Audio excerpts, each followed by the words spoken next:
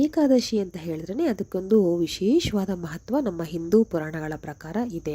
ಅದರಲ್ಲೂ ವೈಕುಂಠ ಏಕಾದಶಿ ಅಂತ ಹೇಳಿದ್ರೆ ಅದು ಒಂದು ಬಹಳ ವಿಶೇಷವಾದ ದಿನ. ಈ ಒಂದು ದಿನಕ್ಕೋಸ್ಕರ ಎಲ್ಲರೂ ಕೂಡ ವರ್ಷ ಪೂರ್ತಿ ಕಾಯ್ತಾ ಇರ್ತಾರೆ ಅಂತ ಹೇಳಿದ್ರೆ ತಪ್ಪಾಗಲ್ಲ.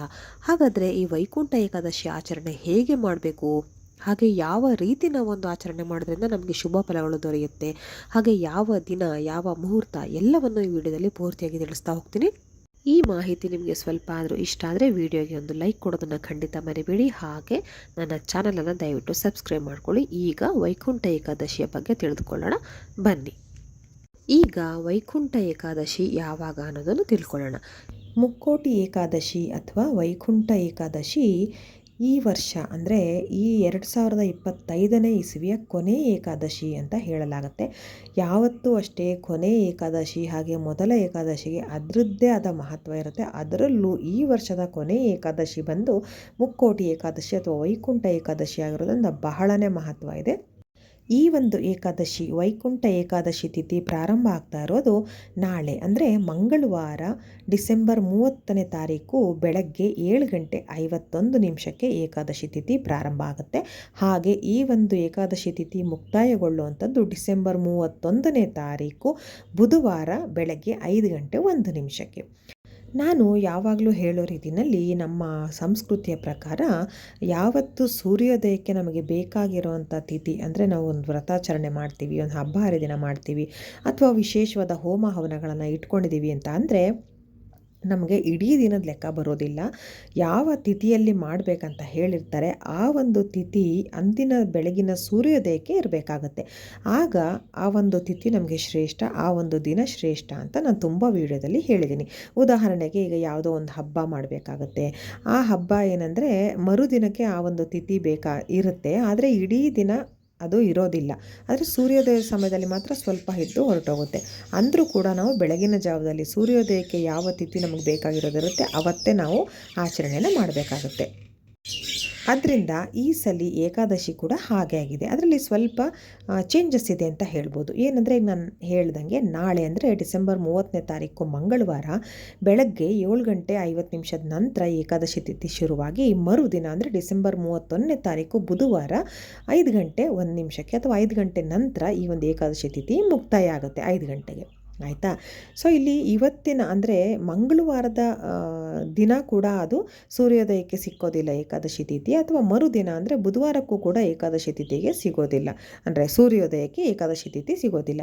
ಹಾಗಾದರೆ ಈ ಥರ ಸನ್ನಿವೇಶಗಳಲ್ಲಿ ಹೇಗೆ ಆಚರಣೆ ಮಾಡಬೇಕಂದ್ರೆ ಮರುದಿನಕ್ಕೂ ನಮಗೆ ಏಕಾದಶಿ ತಿಥಿ ಸಿಕ್ಕಿಲ್ಲ ಅಥವಾ ಹಿಂದಿನ ದಿನಕ್ಕೂ ಸಿಕ್ಕಿಲ್ಲ ಅಂದಾಗ ಹೆಚ್ಚಿನ ಪಾಲು ಯಾವ ತಿಥಿ ಅಂದರೆ ಏಕಾದಶಿ ತಿಥಿ ಹೆಚ್ಚಿನ ಪಾಲು ಯಾವ ದಿನದಲ್ಲಿ ಇರುತ್ತಲ್ವ ಅಂದಿನ ದಿನ ನಾವು ಅದನ್ನು ಆಚರಣೆ ಮಾಡಬೇಕಾಗತ್ತೆ. ಉದಾಹರಣೆಗೆ ಈಗ ನಾಳೆ ಬೆಳಗ್ಗೆ 7:50 ಶುರುವಾಗುವಂಥ ಏಕಾದಶಿ ತಿಥಿ ಮರುದಿನಕ್ಕೆ ಅಂದರೆ ಡಿಸೆಂಬರ್ 31ನೇ ತಾರೀಕು ಬುಧವಾರಕ್ಕೆ 5:01 ಮುಕ್ತಾಯಗೊಳ್ಳುತ್ತೆ. ಹಾಗಾಗಿ ನಮಗೆ ಇಡೀ ದಿನದ ಏಕಾದಶಿ ಮಂಗಳವಾರಕ್ಕೆ ಸಿಗೋದ್ರಿಂದ ಈ ಒಂದು ಏಕಾದಶಿ ದಿನ ಅಂದರೆ ಮಂಗಳವಾರ ನಾಳೆ ಡಿಸೆಂಬರ್ 30ನೇ ತಾರೀಕು ಆಚರಣೆ ಮಾಡಬೇಕಾಗತ್ತೆ. ಅಂದರೆ ಇವತ್ತಿಂದಲೇ ನೀವು ಉಪವಾಸ ಇದ್ದು ನಾಳೆ ಏಕಾದಶಿ ಆಚರಣೆ ಮಾಡಬೇಕಾಗುತ್ತೆ.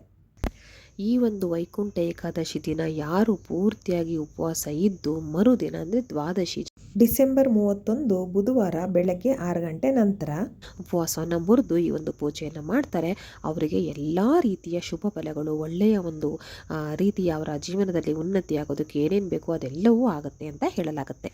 ಈ ಒಂದು ಏಕಾದಶಿನ ಮುಕ್ಕೋಟಿ ಏಕಾದಶಿ ಅಂತ ಕೂಡ ಹೇಳಲಾಗುತ್ತೆ. ಯಾಕೆ ಅಂತ ಹೇಳಿದ್ರೆ ಅಂದಿನ ದಿನ ಅಂದರೆ ಈ ಒಂದು ವೈಕುಂಠ ಏಕಾದಶಿ ಅಂತ ಏನು ಹೇಳ್ತೀವಿ ಆ ಒಂದು ಏಕಾದಶಿಯ ದಿನ ಶ್ರೀಹರಿಯು 3 ಕೋಟಿ ದೇವಾನುದೇವತೆಗಳ ಜೊತೆಗೆ ಭೂಮಿಗೆ ಬಂದು ಭಕ್ತರಿಗೆ ಒಳ್ಳೆಯ ಆಶೀರ್ವಾದ ನೀಡ್ತಾನೆ, ಹಾಗೆ ದರ್ಶನವನ್ನು ಕೂಡ ನೀಡ್ತಾನೆ, ಹಾಗೆ ಅವರ ಪಾಪಗಳನ್ನೆಲ್ಲ ಕಳೆದು ಒಂದು ಮೋಕ್ಷ ಪ್ರಾಪ್ತಿ ಮಾಡ್ತಾನೆ ಅಂತ ಹೇಳಲಾಗುತ್ತೆ. ಹಾಗೆ ಈ ಒಂದು ದಿನ ದೇವಸ್ಥಾನಗಳಲ್ಲಿ ಉತ್ತರ ದ್ವಾರ ಏನಿರುತ್ತೆ, ಉತ್ತರ ಒಂದು ದಿಕ್ಕಿನ ದ್ವಾರವನ್ನು ತೆಗೆದಿರ್ತಾರೆ, ಅಲ್ಲಿ ಎಲ್ಲ ರೀತಿಯ ಪೂಜೆ ಪುನಸ್ಕಾರಗಳು ಆಗಿರುತ್ತೆ. ಯಾವ ದೇವಸ್ಥಾನಗಳಲ್ಲಿ ವೈಕುಂಠ ಏಕಾದಶಿ ದಿನ ಉತ್ತರ ದ್ವಾರದ ಮೂಲಕ ನಾವು ಒಳ ಹೊಕ್ಕು ಆ ದೇವರ ದರ್ಶನ ಮಾಡಿ ಆಶೀರ್ವಾದ ಪಡ್ಕೊಳ್ತೀವಿ, ಪೂಜೆ ಮಾಡ್ತೀವಿ, ಅಥವಾ ನಮಗೆ ಅನಿಸಿದ ರೀತಿಯಲ್ಲಿ ನಾವು ಬೇಡಿಕೆಗಳನ್ನ ಹೇಳ್ಕೊಳ್ತೀವಿ, ಆಗ ಅದೆಲ್ಲವೂ ಪರಿಹಾರ ಆಗುತ್ತೆ. ಕಷ್ಟಗಳು ಎಷ್ಟೋ ಜನ್ಮದ ಪಾಪವನ್ನು ಕಳೆದು ನಮಗೆ ಮೋಕ್ಷ ಪ್ರಾಪ್ತಿಯಾಗುತ್ತೆ ಅಂತ ಹೇಳ್ತಾರೆ. ನಮ್ಮ ಬದುಕಲಿರೋ ಸಂಕಟ ಕೂಡ ಎಲ್ಲ ಪರಿಹಾರ ಆಗುತ್ತೆ ಅಂತ ಹೇಳ್ತಾರೆ. ಅಂದಿನ ದಿನ ನಾವು ಉತ್ತರ ದ್ವಾರದಲ್ಲಿಯೇ ಒಳ ಹೋಗಿ ನಾವು ವಿಷ್ಣುವನ್ನು ಅಥವಾ ವೆಂಕಟೇಶ್ವರನನ್ನು ನಾವು ದರ್ಶನ ಮಾಡಬೇಕು. ಈ ಒಂದು ವೈಕುಂಠ ಏಕಾದಶಿಯ ದಿನ ಪೂರ್ತಿ ಉಪವಾಸ ಇದ್ದು ಮಾಡಿದ ಪೂಜೆಗೆ ಸಾವಿರಾರು ವರ್ಷ ತಪಸ್ಸು ಮಾಡಿದ್ರೆ ಯಾವ ಒಂದು ಫಲಗಳು ಸಿಗುತ್ತೋ ಅಷ್ಟು ರೀತಿ ಫಲಗಳು ಸಿಗುತ್ತೆ ಅಂತ ಹೇಳಲಾಗುತ್ತೆ. ಈ ಒಂದು ಏಕಾದಶಿಗೆ ಬಹಳ ಮಹತ್ವವಿದೆ ಉಪವಾಸ ಇರುವಂಥದ್ದು. ಅದರಲ್ಲೂ ವೈಕುಂಠ ಏಕಾದಶಿ ಅಥವಾ ಮುಕ್ಕೋಟಿ ಏಕಾದಶಿಯ ದಿನವಂತೂ ನೀವು ಉಪವಾಸ ಇದ್ದು ದೇವರನ್ನ ಆರಾಧನೆ ಮಾಡಿದ್ದೇ ಆಗಿದ್ದಲ್ಲಿ ನಿಮಗೆ ಮೋಕ್ಷ ಪ್ರಾಪ್ತಿಯಾಗುತ್ತೆ. ಎಲ್ಲ ಕಷ್ಟಗಳು ಪರಿಹಾರ ಆಗ್ತವೆ. ವರ್ಷದಲ್ಲಿ ಇದೊಂದು ಅವಕಾಶ ಇದೆಲ್ಲವನ್ನು ಪರಿಹಾರ ಮಾಡ್ಕೊಳ್ಳೋದಕ್ಕೆ ಅಂತ ನಮ್ಮ ಹಿಂದೂ ಪುರಾಣಗಳ ಪ್ರಕಾರ ಹೇಳಲಾಗುತ್ತೆ. ಈ ಒಂದು ಏಕಾದಶಿಯ ದಿನ ಸೂರ್ಯೋದಯಕ್ಕೂ ಮೊದಲೇ ಏಳಬೇಕಾಗುತ್ತೆ. ಎದ್ದು ಸ್ನಾನವನ್ನೆಲ್ಲ ಮಾಡಿ ಆ ನಂತರ ಭಗವಾನ್ ವಿಷ್ಣು ಲಕ್ಷ್ಮಿಯವರಿಗೆ ತುಪ್ಪದ ದೀಪ ಅಂದರೆ ಜೋಡಿ ತುಪ್ಪದ ದೀಪವನ್ನು ಹಚ್ಚಿಟ್ಟು ನಿಮ್ಮ ಕಷ್ಟಗಳೇನಿರುತ್ತೆ ಅಥವಾ ನಿಮ್ಮ ಸಂಕಷ್ಟಗಳೇನಿರುತ್ತೆ, ನಿಮ್ಮ ಬೇಡಿಕೆಗಳೇನಿರುತ್ತೆ ಅದನ್ನೆಲ್ಲವನ್ನು ಬೇಡಿಕೊಂಡು ನೀವು ದೇವರ ಹತ್ರ ಕೇಳ್ಕೋಬೇಕಾಗತ್ತೆ. ಹಾಗೆ ನೀವು ವಿಷ್ಣು ಸಹಸ್ರನಾಮ ಪಠನೆ ಮಾಡೋದಾಗಲಿ ಅಥವಾ ವಿಷ್ಣು ಅಷ್ಟೋತ್ತರ ಪಠನೆ ಮಾಡೋದಾಗಲಿ, ಲಕ್ಷ್ಮಿ ಅಷ್ಟೋತ್ತರ ಪಠನೆ ಮಾಡೋದಾಗಲಿ ಮಾಡಿದ್ರೆ ತುಂಬಾ ಒಳ್ಳೆಯದಾಗುತ್ತೆ. ನಾನು ಹೇಳ್ದಂಗೆ ಅಂದಿನ ದಿನ ಉಪವಾಸ ಇರೋದು ಬಹಳನೇ ಶ್ರೇಷ್ಠ. ನೀವು ಪೂರ್ತಿ ದಿನ ಬೇಕಾದರೆ ಉಪವಾಸ ಇರಬಹುದು. ಹಾಗೆ ಆಗಲ್ಲ ಅಂತ ಹೇಳೋರು ಹಣ್ಣು ಹಂಪಲು ತಿನ್ಕೊಂಡು ಹಾಲು ಕುಡ್ಕೊಂಡು ಕೂಡ ಇರ್ಬೋದು. ಆದರೆ ಅಂದಿನ ದಿನ ಉಪವಾಸ ಮಾಡೋದ್ರಿಂದ ನಮ್ಮ ಆರೋಗ್ಯಕ್ಕೆ ಸಂಬಂಧಪಟ್ಟದ್ದು ಏನೇ ಸಮಸ್ಯೆ ಇದ್ದರೂ ಅದು ಕೂಡ ಬಗೆಹರಿಯುತ್ತೆ. ವಿಷ್ಣು ಭಗವಾನವರಿಂದ ಆಶೀರ್ವಾದವೂ ಕೂಡ ಸಿಕ್ಕತ್ತೆ ಅಂತ ಹೇಳಲಾಗುತ್ತೆ. ಇನ್ನು ಕೆಲವರು ಬೆಳಗ್ಗೆ ಬೇಗ ಎದ್ದು ನಿಮ್ಮ ಮನೆಯಲ್ಲಿ ನಿತ್ಯ ದೇವರ ಪೂಜೆ ಏನಿರುತ್ತೆ ಅದನ್ನೆಲ್ಲವನ್ನು ಮುಗಿಸಿ ಆನಂತರ ದೇವಸ್ಥಾನಕ್ಕೆ ಹೋಗ್ತಾರೆ. ಆದಷ್ಟು ಬೇಗ ಹೋಗ್ತಾರೆ. ಯಾಕಂದರೆ ಅಂದಿನ ದಿನ ದೇವರ ದರ್ಶನ ಆಗೋದು ಬಹಳನೇ ಕಷ್ಟ ಆಗುತ್ತೆ. ಅದು ನಿಜವಾಗ್ಲೂ ಒಂದು ಅದೃಷ್ಟ ಅಂತಲೇ ಹೇಳ್ಬೋದು. ನಾನು ಆಗಲೇ ಹೇಳ್ದಂಗೆ ದೇವಸ್ಥಾನದಲ್ಲಿ ಉತ್ತರ ದ್ವಾರವನ್ನು ತೆಗೆದಿರ್ತಾರೆ.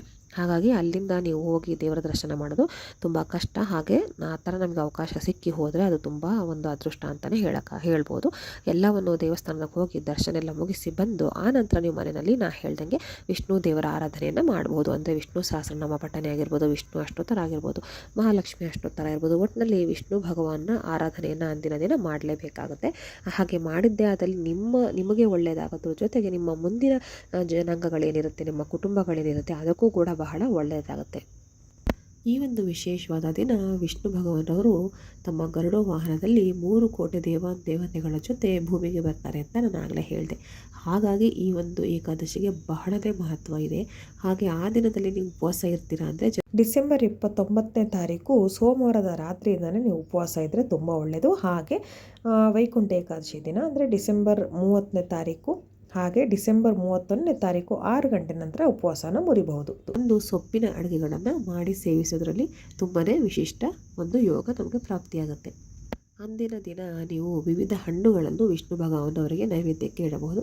ಅದರ ಮೇಲೆ ಒಂದು ತುಳಸಿ ಎಲೆಯನ್ನು ಕೂಡ ಖಂಡಿತವಾಗಿ ಇಡಲೇಬೇಕು. ಆಗಲೇ ಆ ನೈವೇದ್ಯ ಆ ದೇವರಿಗೆ ಸೇರುತ್ತೆ ಅಂತ ಹೇಳಲಾಗುತ್ತೆ. ತುಳಸಿ ಇಲ್ಲದ ನೈವೇದ್ಯ ಅದು ದೇವರಿಗೆ ಮುಟ್ಟೋದಿಲ್ಲ, ಸಲ್ಲೋದಿಲ್ಲ ಅಂತ ಹೇಳ್ತಾರೆ. ಹಾಗಾಗಿ ನೀವು ಏನೇ ನೈವೇದ್ಯ ಮಾಡಿದ್ರೂ ವಿಷ್ಣು ಭಗವಾನ್ ಆಗಲಿ ಬೇರೆ ದೇವರಾಗಲಿ, ಅದರಲ್ಲೂ ವಿಶೇಷವಾಗಿ ಈ ಒಂದು ವೈಕುಂಠ ಏಕಾದಶಿಯ ದಿನ ವಿಷ್ಣು ಭಗವಾನವರಿಗೆ ನೀಡಿದ ನೈವೇದ್ಯ ಹಣ್ಣು ಹಂಪಲುಗಳು ಏನೇ ಆಗಿರಲಿ ಅದರ ಮೇಲೆ ಒಂದು ತುಳಸಿ ದಳವನ್ನು ಇಟ್ಟು ನೈವೇದ್ಯವನ್ನು ಮಾಡಬೇಕು.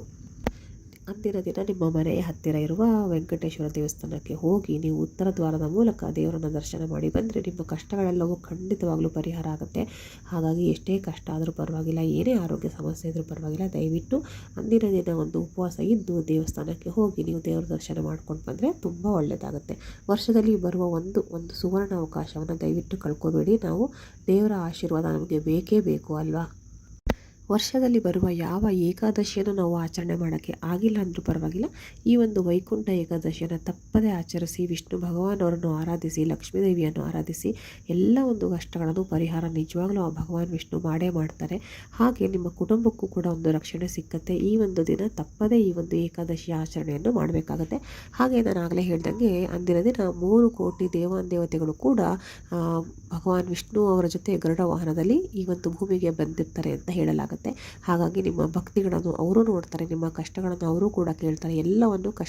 ಎಲ್ಲ ರೀತಿಯ ಕಷ್ಟಗಳನ್ನು ಪರಿಹಾರ ಮಾಡೇ ಮಾಡ್ತಾರೆ. ಹಾಗೆ ಅಂದಿನ ದಿನ ನಾವು ಈ ಒಂದು ಆಚರಣೆ ಮಾಡೋದ್ರಿಂದ ಏಕಾದಶಿ ಆಚರಣೆಯಿಂದ ನಮಗೆ ಜೀವನದಲ್ಲಿ ಮೋಕ್ಷ ಕೂಡ ಸಿಕ್ಕತ್ತೆ ಅಂತ ಹೇಳಲಾಗುತ್ತೆ.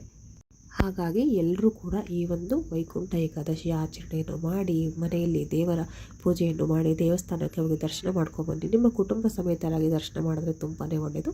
ಸಾಧ್ಯ ಆಗದೆ ಇದ್ದರೆ ನೀವು ಗಂಡ ಹೆಂಡತಿ ಆದರೂ ಕೂಡ ಹೋಗಿ ಬನ್ನಿ, ದರ್ಶನ ಮಾಡ್ಕೊಂಡು ಬನ್ನಿ. ಮಕ್ಕಳಿಗೆ ಪ್ರಸಾದವನ್ನು ತೊಗೊಂಡು ಬಂದು ಕೊಡಿ. ನಿಮ್ಮ ಕುಟುಂಬಕ್ಕೆ ಎಲ್ಲ ರೀತಿಯಲ್ಲಿ ಒಳ್ಳೆಯದಾಗುತ್ತೆ. ಮತ್ತೊಂದು ವಿಡಿಯೋದಲ್ಲಿ ಸಿಗ್ತೀನಿ. ಧನ್ಯವಾದಗಳು.